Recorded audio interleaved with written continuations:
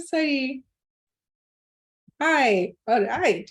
Good afternoon, everybody. Welcome to this PhD support group meeting. This is the Tuesday session of the weekly UKZN Doctoral Academy program. I'm Leni Liebenberg. Thank you very much for joining us today. To any new participants, hello. This is a very casual and very supportive space. We really do encourage interaction in these weekly meetings. So please do feel free, comfortable, supported enough, confident enough to put a question in the chat box, comment in the chat box, use your reaction icons, raise your hand. Just let's interact today, especially in today's session. This is going to be a good one. But of course, if there are times you feel, a little uncomfortable, you'd prefer to ask a sensitive question anonymously, that's totally fine. You can contact in a direct message, either Sue online or myself, and we will read your message so that you could still be interacting anonymously. Okay, so let's move forward with today's session. We have a discussion on your career portfolio, and this will be hosted by the Student Support Services team. Thank you so much. Welcome again, Sue, for joining us. And I understand Sue is going to be joined by two students who will be sharing some insights from a recent 5 or 6 week workshop training on exploring your career potential that is hosted by the Queensland University of Technology. Yay! So I'm very much looking forward to those insights. I mean, heaven knows I need it. Well, we all need it at different stages. Okay, so let me hand over to Sue to get this party started. Awesome. Thank you so much, Prof. Lenine, and welcome everybody. I'm just going to prelude a little bit about what is a career portfolio and why is it so important to have one of these? And I'm just as excited to hear of the student insights. So let me hop straight into it. So April Renine, an author of the Harvard Business Review Ascend column, wrote, "Practically speaking, a career portfolio typically leads to greater ownership of your career. Because unlike a job that someone gives you and determines the scope of and whether you will advance, a portfolio can't simply be taken away. It is yours forever." So we know a career portfolio, which in the past had been known to be either a resume or CV, but is a slightly more elaborated or a detailed document describing your work experiences, your skills, and training. So compared to a resume, which is that short abbreviated version, the career portfolio serves as evidence of future potential, evidence of your future potential, an aptitude for learning, or possible expertise. And if we have to share an example of this, it might be in a Word document uploaded in an online profile or on a platform such as LinkedIn or academia.edu or researchgate.net. And we certainly have moved away from that traditional CV. So the career portfolio allows one to showcase creatively any personal statements that you would like to make, your experiences, your skills, your accomplishments, and set up your brand through affiliations and posts. With the aid of digital media and social platforms, a career portfolio now can include images, videos, podcasts, and text-based shares. We have seen a shift in portfolios in different fields. Studies, you may have a working portfolio that can reflect certain case scenarios and treatment plans that you've been involved in, or a display portfolio, which captures certain research or community work that you've done. And the third type of portfolio is an assessment portfolio, which shares it as evidence your skills and expertise gained. But why is this so important to have a career portfolio? And I think it is so important just to touch on, within the South African context, unemployment. The number of unemployed persons had increased to 132,000 to 8 million in the second quarter of this year. So in 2022, August the 23rd, South Africa has 8 million unemployed citizens. So let's do a little bit of a comparison. Pre-COVID 2018, South Africa recorded a total of 26 unemployed citizens worth, over this period of 4 years, we've seen a shift by 8% in these unemployment figures. So currently, if we have to put it into a percentage-wise, one site through the Stats SA Gov site stated 34% of our youth is unemployed. So let's narrow it down just a little bit more in terms of our age cohorts. So the unemployment rate is 64% for those aged between 15 and 24. That is most likely for our graduates that are either just completing their undergrads or going into honors or starting off in their master's degrees. And those that are aged between 25 and 34%, it is a shocking 42%.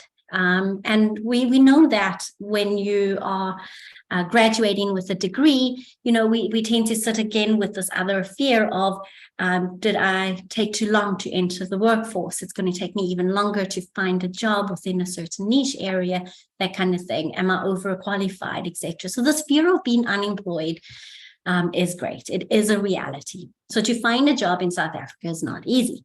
And it is reported that access to platforms, data to apply or to network with are major contributing factors in not securing a job. Therefore, the idea there would be to equip yourself with a good network, especially while being a student. So tap into those networks from your undergrad years, your honors, your masters, and that will certainly make a difference. Setting up career portfolios on 2 or more online sites will also encourage visibility. So keeping them updated is certainly a must. Updating your profile with newly acquired skills and experiences reflects to those actively seeking employers that you are focused on developing yourself. So again, another stat, if we had to compare ourselves with the G20, which is an international organization whose permanent members are 19 countries and the European Union, compared with these countries, South Africa is at least 4 times higher than the average combined in our unemployment stats. And that is a bit of a concern. So how can you literally flip that over into your advantage? By being unique, by being out there? Start setting up a career portfolio. And we're going to hear a little bit about how to do that from our students. So setting up a career portfolio encourages a journey to self-awareness. It helps identify areas of strengths, areas for development, and you get to showcase your interest areas and areas that you want to transition into next. How exciting would that be for the employer to read? Okay, Career Junction says that the way it hires candidates has gone through many changes over the years. There have been a greater emphasis on soft skills. Just a quick mention on what is a soft skill. A soft skill refers to the experience that candidates gain through the years of working in the industry or learned behavior, as opposed to skills learned during your studies. It speaks to an attitude, a way of being, a way of doing things. It is difficult to screen for soft skills, so employers prefer to look for evidence of such acquired skills, and they would find that in your career portfolio. So if you've completed a short course on effective management, or conflict management, add it there. And within that course, perhaps you may have completed an assignment that spoke to resolving conflict in, let's say, a low-resource laboratory. Launch your findings. If you conducted an informal survey at work, which led to a new program for team building, share the program in a few words and perhaps even some key outcomes. It is okay to share your hobbies that speak to creative thinking, strategic, solution-focused skills. It is okay to share whether or not you can knit. Join that skill in knitting, that hobby, with that of a community project. So you could use your knitting skills with a sought after skill, paying it forward, opportunities for social change. According to a business tech journalist, soft skills is a learned behavior, which we've kind of seen. And we require to take an integrated approach when creating our career portfolio that reflects these skills. So on screen, I've just got a variety of soft skills that is highly imperative and sought after skills. And according to an IOL article, most important soft skills to mention in your resume are things such as time management or managing yourself with the time that you have, teamwork, leadership, corporate etiquette, crisis management, conflict resolution, positivity or AKA growth mindset or resilience, and interpersonal skills. And while I've been doing a little bit of research on career portfolios, I found a stunning article that spoke to graduate employability, capacities, influence of self-esteem, and career adaptability among South African young adults. And Ishmael found that employers expect young graduates to have a well-rounded sense of self. Mental note, to display a range of graduate employability capacities and to adapt to constant changes that they are faced with in order to obtain and maintain employment, to do your job well. In her study, the results displayed positive multivariable relationships between these three components. So graduate employability capacities contributed the most in career adaptability, more than self-esteem. But developing self-esteem is needed to adapt to the transitioning world of work. So for the young adult, being mindful it is between the ages of 15 and 34, developing a career portfolio, it is necessary to consider including self-esteem, self-worth, and confidence training, either in psychotherapy or in a career development program. Ishmael mentioned that career adaptability could be enhanced through the development of self-esteem and particularly graduate employability capacities. So essentially, this makes one more employable. So I'm very excited with this intro to hear a little bit about, on how students have been doing this. Yeah, so well-rounded sense of self. So good question. Sorry, I don't have my participants list open, so let's see who's unmuted themselves. So Prof. Lenine, you've got a good question there. What's a well-rounded sense of self? So a well-rounded sense of self, for me, it means that you have an inner awareness of yourself, your thoughts, how you regulate your emotions, and how you respond to situations that you find yourself in. So perhaps there's a conflict and you're able to respond to the conflict without any prejudices or judgments, and you manage that conflict relatively well by not bringing people down. You're able to offer constructive criticism, that kind of thing. A well-rounded sense of self is where you are able to holistically also be well, look after yourself, do some self-care, manage that work or study stresses effectively, that kind of thing. I'm making notes for my own career portfolio. Yeah. I will share in the chat space when I stop screen sharing the direct link to this article. It is a lovely read. Oh, thank you. Thank you so much, Sue. This is such an interesting, it's a good way to start off this thinking about, how to develop your CV, your career portfolio, you say, how important it is to take that sort of ownership into your career. I like what you said about branding, actually, that, the point of a career portfolio is to showcase your brand. And make no mistake, we are brands, we are walking brands, and we need to be able to develop this in order to sell the brand to future employers. It's an odd way to think about it, but once it's there, you're like, oh, okay, let's develop ourselves. Another thing about the career portfolio I think is important is that it's meant to track what you've done, in order to support how well suited you are for a particular role.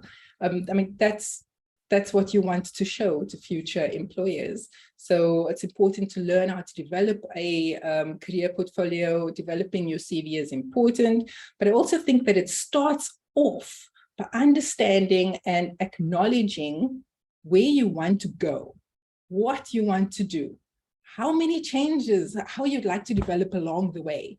Know what your brand is, how to support that brand when it comes to, you know, finding the means to do what you want to do. And ultimately, you want to unlock this career potential. So how do you do that? In my opinion, it's by knowing who you are, what your strengths are, what you want, what makes you happy, knowing that you don't know everything, but you are interested in want to expand in this particular way, etc. That's just my little 2 cents worth of things, which is also why I offered my students an opportunity to go to this workshop on unlocking or exploring your career potential. They will be telling us about the experiences because I haven't spoken to them really about it yet. I figured this is a great opportunity for us all to learn at one time what the key points are in what the trick is in unlocking your career potential. So this afternoon, I've asked 2 UKZN students, Nonsikelelo Ndlela and Spongiseni Masondo, to please join us today. They are here. I'm not sure who's going to go first. Should I pick someone, or would have you decided amongst yourselves? I'll go first, Janine, sorry. Okay, cool. There's a little bit of a background interference in your sound. Perhaps Seni's sound is, I don't know. Well, go ahead then, Seni. Oh, okay. Thank you. Let me share my screen real quick. Good afternoon, everyone. I hope everyone is good. Yes. Good afternoon, everyone. Today, Nonsikelelo and I will be sharing information that we learned during a course titled Exploring Your Career Potential. So this was a 5-week course that we attended virtually, which was hosted by the eGrad School in Australia. So this course involved learning about your personal attributes and the need to consider and plan your career options. Okay, so I will be talking about taking stock, from creating your personal profile to taking stock of the job market. Okay. So when creating your career profile, there are 3 objectives that one needs to think about. So one must examine and understand our professional values. We have to identify our skills and our strengths, and we have to self-assess our research and career-related skills. So I would like you guys to think about what it'd be like if you're in charge of marketing a new product. You would need to fully understand that product, its skills, its weaknesses, what it can do, what it can't do, and what it represents to the market to convince customers that it's the best choice for them. So we should also take a similar approach when planning our own career areas, given that we are the product on offer. So in order to do this, we really need to understand who we are and take stock of ourselves. So there are 4 main areas of self-assessment when you talk about career development. So these are your values, your qualities, your skills, and your interests. So these will help you identify and really understand how these areas influence your future career decisions and help market yourself better. So the first one is your values. Your values are the morals and the ideals that define what you consider to be right or wrong and which guide your decision-making. Your values become your strengths and your selling points when you match the requirements of the position and the organization culture. you will likely do well and be happier in a work environment that is aligned with your values. So here are a list of common values that one would choose from that best aligns with you. Your values can influence how you want to work, where you want to work, and with whom you want to work. So mine were teamwork, learning, challenging, contact with people, flexibility, just to name a few. So the next area of self-assessment is your skill. So really, do people take time to really evaluate their skills? So however, each time that you undertake a new task, you are developing a new skill or consolidating a previous skill that you had. So understanding your skills will help you identify your suitability to potential roles and possible career paths. So there are two types of skills. There are your technical and research skills and your general and professional skills. I won't go too much into detail because Suzanne had explained this so well. Okay, so our next area of self-assessment is your qualities. Qualities are the positive elements of your personality that impact how you think, how you feel, and how you behave. So scientists have identified 24 character strengths and qualities that humans have the capacity to express.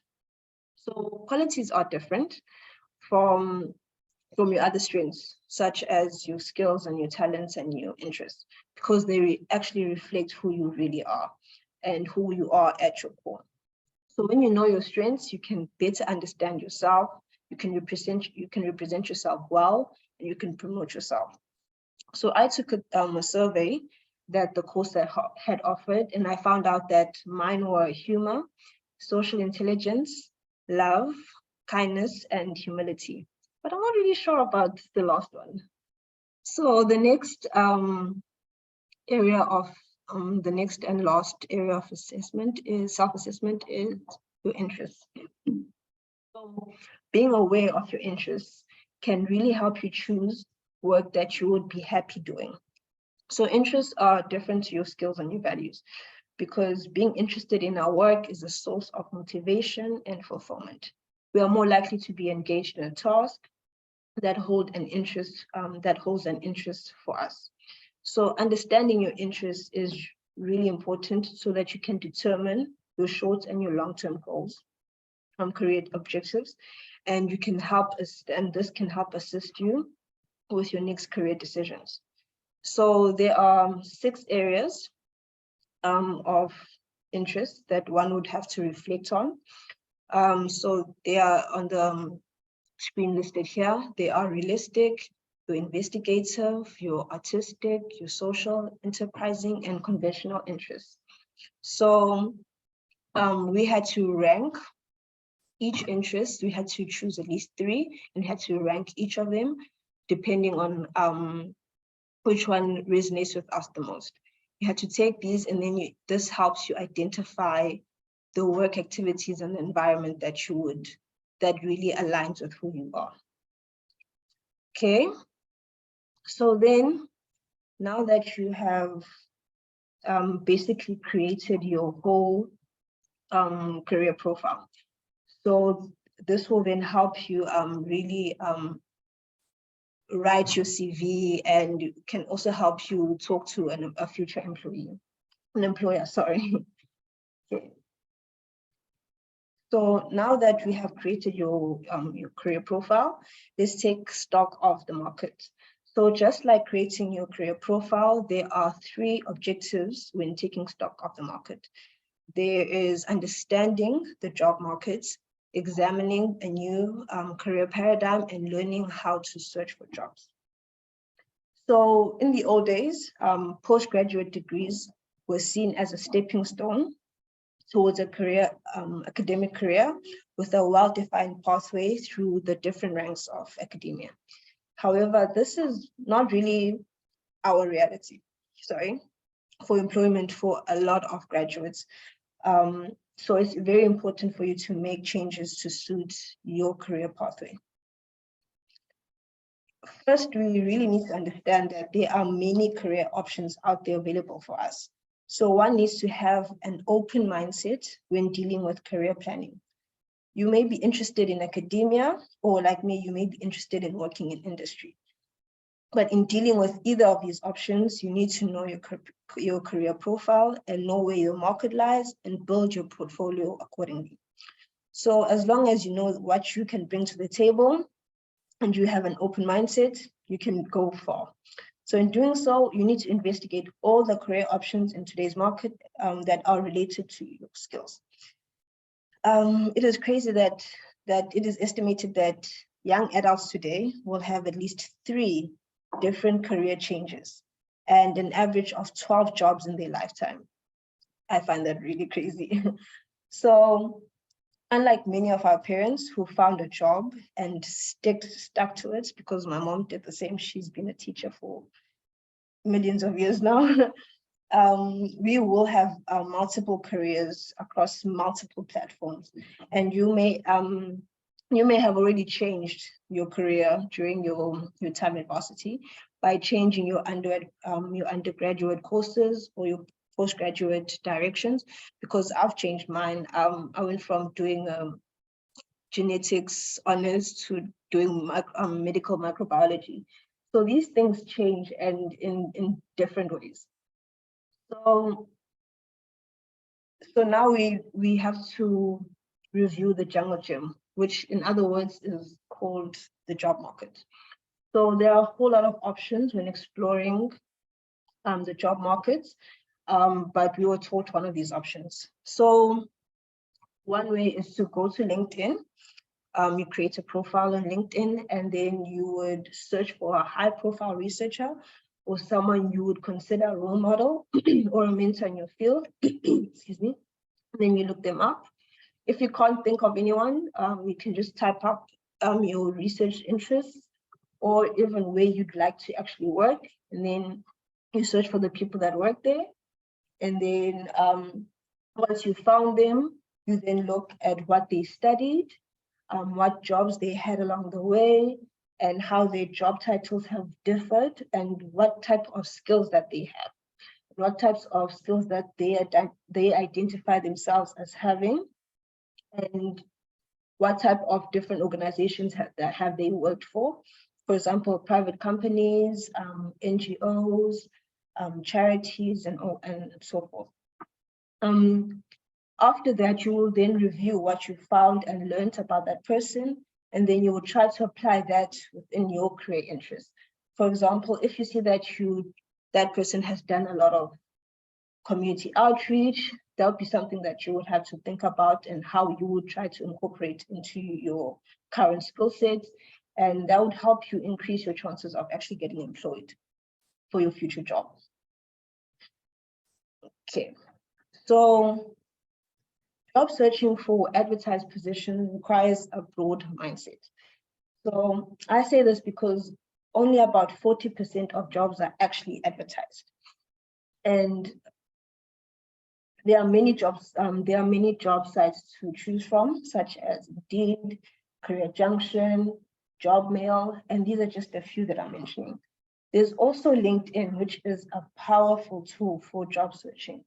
So based off of our understanding of our goals, our career interests, we will also do a brief job search using one of the search engines that I mentioned earlier, and to search for a job that we thought might suit us after graduation.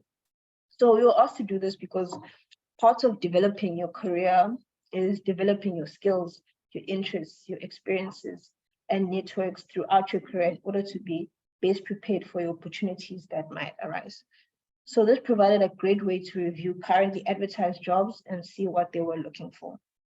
So now that we have taken stock of the market, I would like to talk about what my take-home message was. So one of the most important lessons that I've learned was that your values and your skills are very important when creating your career profile and building a realistic career profile. Knowing who you are, what would best suit you is very important. It's also important to know what you like and what you dislike. And that should go along with your values and your skills. So if I strongly dislike writing, I shouldn't be looking for a job that is mainly based off of writing. Doesn't make sense. I would need something that would best suit not only my skills, but my values as well. So another thing that I learned is it should be your friend. You need to set it up in such a way that best attracts future employers, because as much as you find jobs in these websites, that could be a potential, there could be a potential employer reviewing your skill set from what you posted on LinkedIn. So I need to improve my LinkedIn because it's not perfect, but seeing other people's profiles actually reviewing them helped me realize that I can improve my profile. And thank you very much for listening to me. Our next speaker will be Untitled. Thank you so much, Seni. That was so very insightful. I guess before we move on to Nonsikelelo, are there any questions from anyone or any comments from anybody about what Seni has said? Well, I guess if not, we can wait until Nonsikelelo presents as well. Nonsikelelo, would you also need to share your screen? Yeah, she does need to. Okay, go ahead.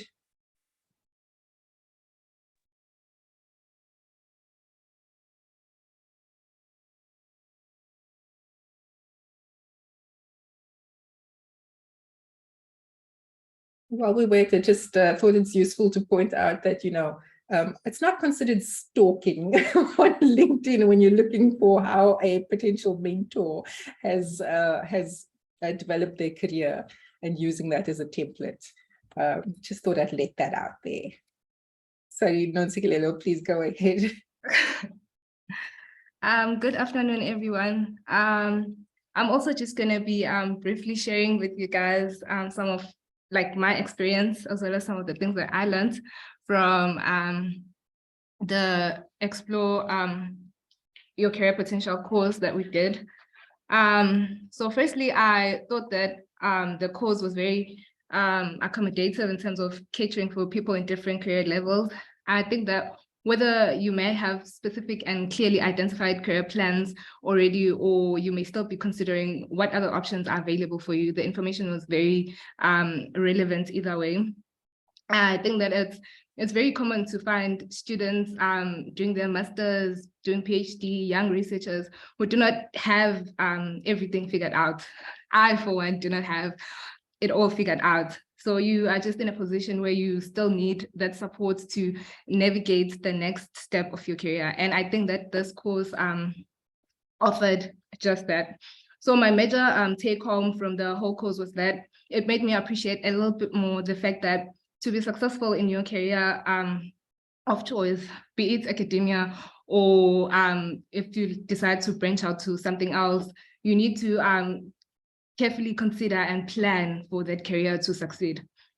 So there were a whole lot of strategies that were shared regarding career development. So the one that I thought was very important and that I'll share today is the importance of being an active manager of your career development. So this is like the next step after you've kind of done all of these things. You're aware of yourself in terms of the things that you like, your skills, your traits. You have your career profile. You have your career profile, and you kind of have an idea of your career direction. So we learned the importance to always understand that, especially in research, that it's your career path. For example, if you still a student and you may have your supervisor to help and to guide you here and there, but they're just helping you on the path that you have chosen for yourself. So it means that it's your responsibility to actively manage that career. So I'm just gonna quickly share 3 strategies that one can implement to ensure that they're actively taking part in managing their career development. So the first one is through creating opportunities and networking. So we learned that it's your responsibility to seek out and secure a future for yourself. So this does take a whole lot of time and effort, but how do we actually go about creating these opportunities for ourselves?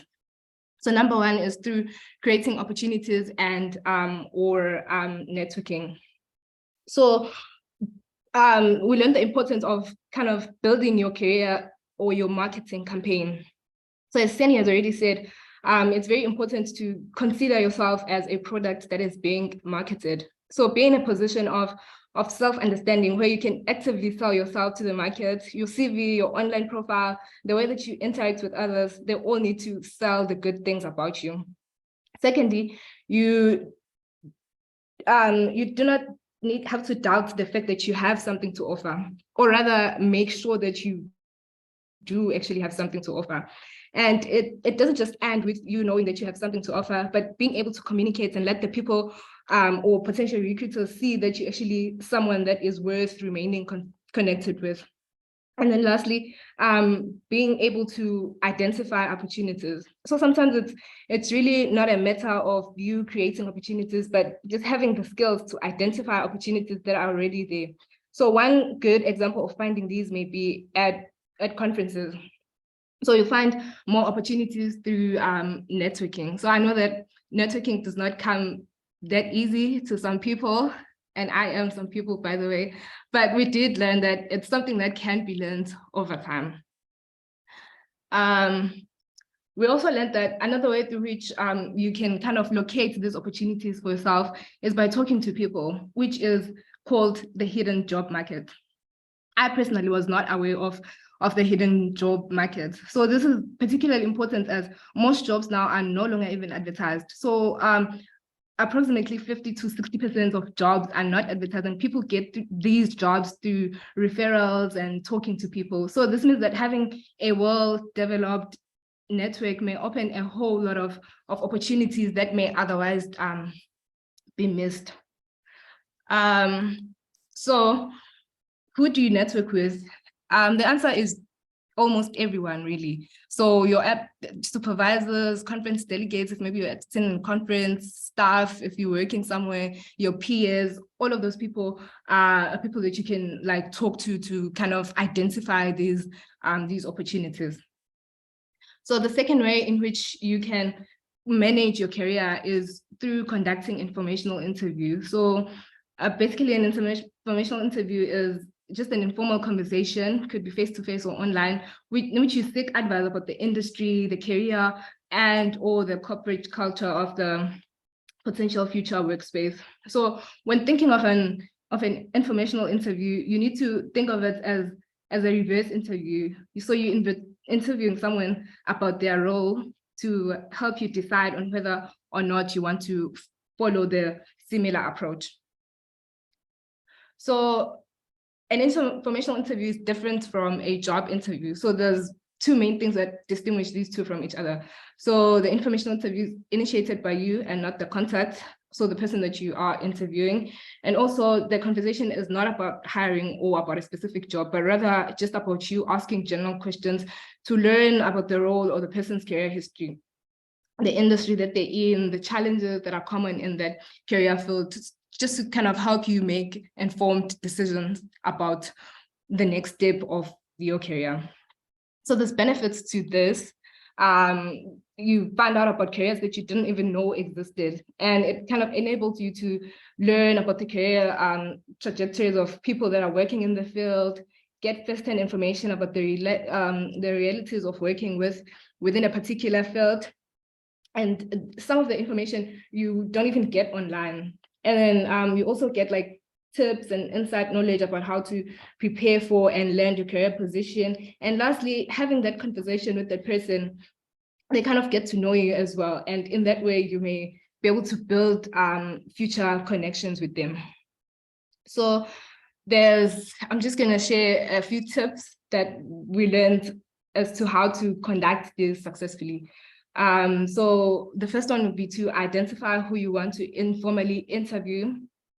So this is really up to a person. It can be you following up on someone that you talked to during a conference or whenever, or this is just another way of not losing contacts, maybe after a conference, or it can be completely someone new.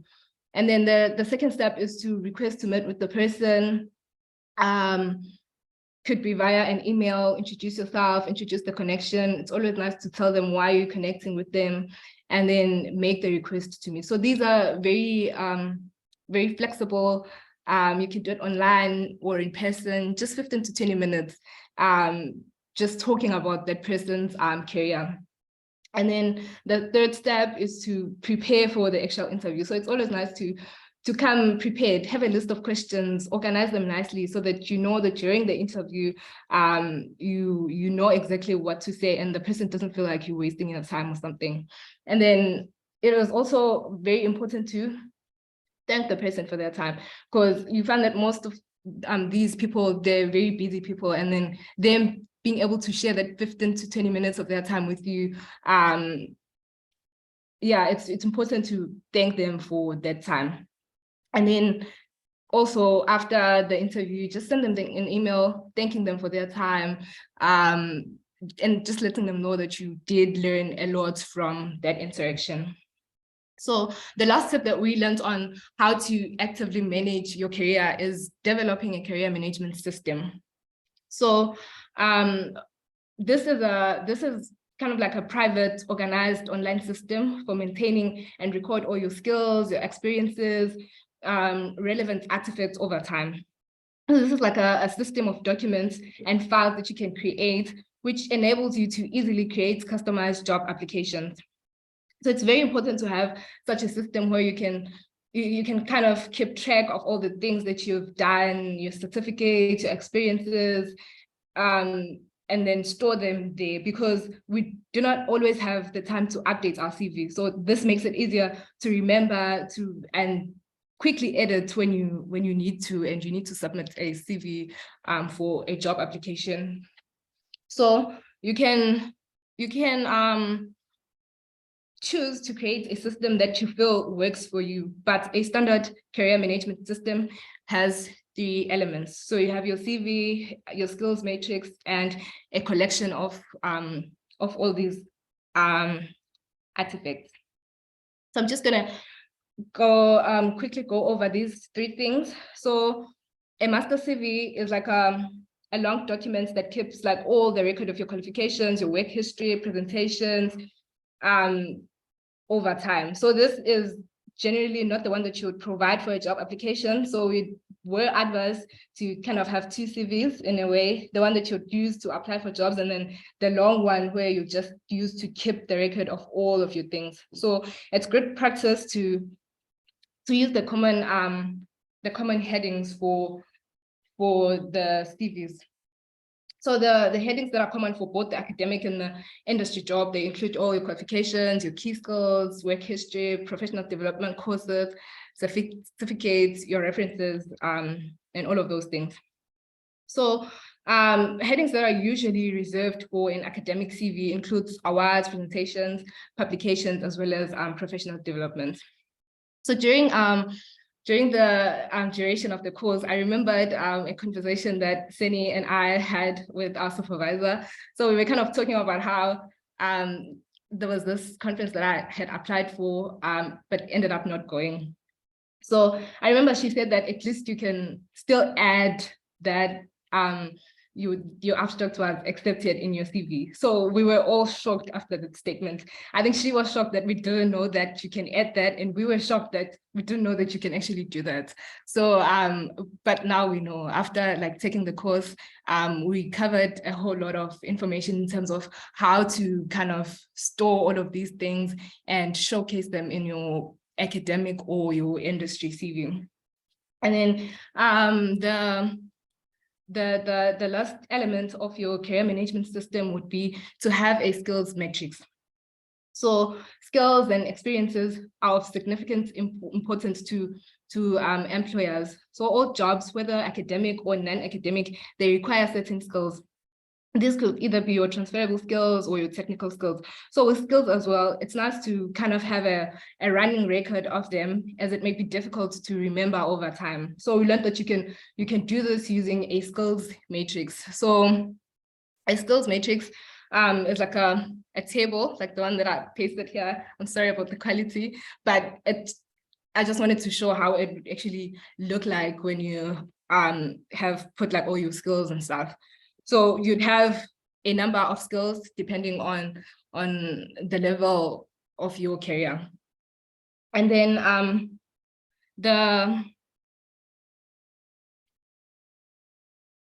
so it was also recommended that in addition to capturing the content, career skills and experiences, storing visual samples of your work can also be useful. So this could be things like your photos of you presenting your work, pictures of you in the lab, your samples, results, feedback, all of those things. You can just do this by having just a simple picture on your phone or an actual filing system on your computer where you have all of those things stored.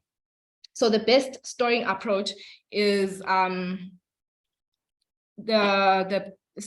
best storing approach is the one that allows you to either store the information with the image to remind you of the context of what was happening there, or just to link each artifact to the skill in your skills matrix. So yeah, this was, I thought that this was really important in terms of being in a position where you are able to manage the development of your career and making sure that you're not just in a stable point where your career is not moving forward and not having any direction. Yeah, I think that brings me to the end of my talk. Thank you. Thank you so much, Nontsikelelo, and thank you to Seni as well. These were such amazing points. I've got this page full of notes here. I'm unashamed about it. We should all be interested in our careers, where we are now, where we're going, how to get there. I had never heard about a skills matrix before, actually, and now I know. Thank you very much. That was very useful. On your last point about the artifacts album, it's started yesterday. It's so difficult to remember, or have to go back to remember what date, or sorry, what the title of whatever presentation you gave was, what the location was, what the conference title was, you know, and that's important for your career profile. You should be adding it. And I find that at the end of the year, I'm often trying to remember what was it that I did, because I was, you know, too lazy to add it immediately into my career portfolio at the time. So don't be me, be like Nontsikelelo and Seni, and do the right thing and have an artifacts album inside your career management plan. Okay, so I'm going to leave the chat box. Well, the chat box is open for any comments or questions from anyone on the floor regarding the content. But I'd like for Sue to just comment or add on. You said something, well, quite a bit in the chat box, but I thought it would be useful to actually have it spoken, discussed, for those people who don't go into the chat section when they're looking at the YouTubes. Absolutely, absolutely. And I think I love how the two students spoke about the self-exploration, this journey to knowing oneself and the tools that are available to, you know, to gather this information. And that's always step one. And I get so excited. I've got goosebumps over my whole body just thinking the things you are going to find out about yourself, what makes you unique. And with this insight, you get to market yourself a lot better, because you're able to say, this is what I like. This is my interest for sure. Or, okay, I don't know what my interest is, but I know what I can do next to go and explore that. So start off with the simple things, you know, just a basic career assessment. And I've shared a link for the free personality assessment. There are a couple out there. Just Google that, or you can connect with one of the student counselors. And we offer the free career assessments for those that are uncertain about their career paths, because like the ladies have touched on, we change our careers during our adult years at least 3 times. And there is a theory called Super's career theory that speaks to, our career transitions. By the time that we turn, I think it is something like 55 to 65, chances are you will prefer wanting to do your hobby as opposed to the career you've been training for. And you will be pleasantly surprised that hobby would make more money than that career you've been training for. So going back to comment 1, self-awareness is definitely step 1. So career assessment for those entering the career fields, maybe for the entry student or the seasoned student, and you're wanting to look at what you want to specialize in, or for that transitioning professional. So we will look at personality, interests, looking at aptitude, certainly, and we do either career narrative, story making, or the full assessment. I'm trying to think what else is there. Let's see. I like that comment you had about making a list of all the companies, top 10 companies that you'd like to be involved with. And that resonates with what Sini was saying about values. You need to know what you value, because that will probably align with the sort of work culture that you will thrive in. You want to associate yourself with a company that reflects who you are. If you are a person of integrity, you don't want to work for a company that's underhanded, or you know what I mean? Absolutely. So I quite like that point about knowing who you'd like to associate with as well. Absolutely. And by starting off, if you have your top 10 list and you start off with number 10, and you just get a feel of how are you going to do these mini interviews, or with the people you want to associate with, and you're doing these informal interviews, you kind of start building that confidence. So that by the time you get to your top 5, you kind of know what questions you can ask. You're a little more knowledgeable about the market. You able to convey or ask the questions in the way that you would have liked to when you started. And you never know, the top 5 might grab you or refer you to someone within a higher department or another department that you are interested in. And I love that. Also the concept of, practice makes perfect. The more you're doing it, the more you're refining how you present, how you are branding yourself as well.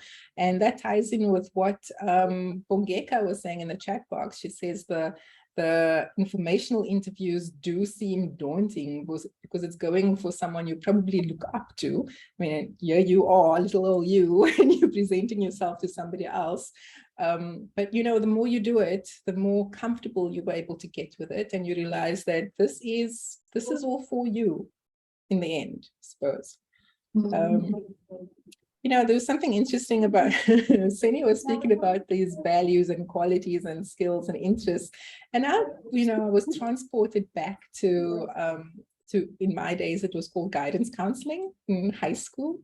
I think it's life orientation now for the youngins, I'm not sure. But that was where I first, and I think it might have been the last time, that I discussed my own values and qualities and skills and interests. And that is ridiculous. I feel, that it is something that you should be constantly reviewing, because it changes so often and the world changes as well. You like different things. You are a different person. I'm different today than what I was yesterday. And that, I might need something else to be happy in my career today. So yes, constant revision. I like what you're touching on. I mean, Holland's theory, that interest profile of the 6 different categories that was shared earlier by one of the students, speaks to we're a product of our environment, and we also influence the environment back, so we're constantly in this equilibrium trying to fight for this. So if we're in an environment that it's filled with a lot of investigative kind of activities and tasks, our personality gets shaped that way. Our interests are directed in that way. If you start off in an environment that you don't like to go and explore and do tests and stuff, but you find yourself having to do that, you might end up enjoying an aspect of it, or it might direct you into a field where you can get more creative and make policy changes and things like that, depending on your interest, or you completely go to the opposite direction. You never know. But basically what I'm saying here is we are shaped by environments. Our personality and interests are guided by where we find ourselves in. So make sure you find yourself in a good environment that encourages, enriches you, and allows you to tap into your strengths and what you want to learn more about.